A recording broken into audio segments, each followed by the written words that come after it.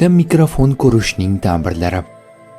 Tushda mikrofon ko'rish turli talqinlarga ega bo'lishi mumkin va bu talqinlar tushdagi vaziyatga qarab o'zgaradi.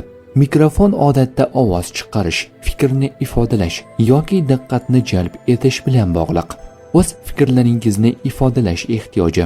Mikrofonni tushingizda ko'rishingiz o'z fikrlaringiz yoki hissiyotlaringizni boshqalarga yetkazish bo'lgan ehtiyojni bildirishi mumkin. Bu ayniqsa o'zingizni boshqalarga tanitish, o'z nuqtai nazaringizni ifodalash yoki gapirishda qiyinchiliklarga duch kelayotganingizni anglatadi.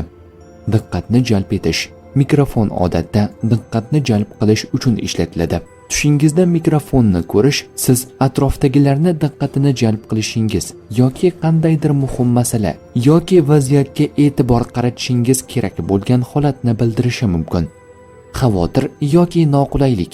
Agar mikrofonni tushda ko'rib, uni ishlatishda qiynalayotgan bo'lsangiz, masalan, ovozingiz chiqmasa yoki mikrofon ishlamasa, bu sizning real hayotingizda o'z fikrlaringizni ifodalashda qiyinchiliklar yoki xavotirlar mavjudligini bildirishi mumkin. Bu shuningdek, boshqalarga o'z nuqtai nazaringizni yetkazishdan yoki muhim narsalar haqida gapirishdan qo'rqish bilan bog'liq bo'lishi mumkin. Yangi imkoniyatlar va kommunikatsiya. Mikrofon yangi imkoniyatlar, masalan, yangi loyiha va kommunikatsiya yo'llarini ochishga ishora qilishi mumkin. Tushda mikrofonni ko'rish sizga yangi imkoniyatlar yaratish va boshqalar bilan samarali muloqot qilish uchun imkoniyatlar berilishi mumkinligini bildirishi mumkin. Ovoz yoki ma'lumot tarqatish.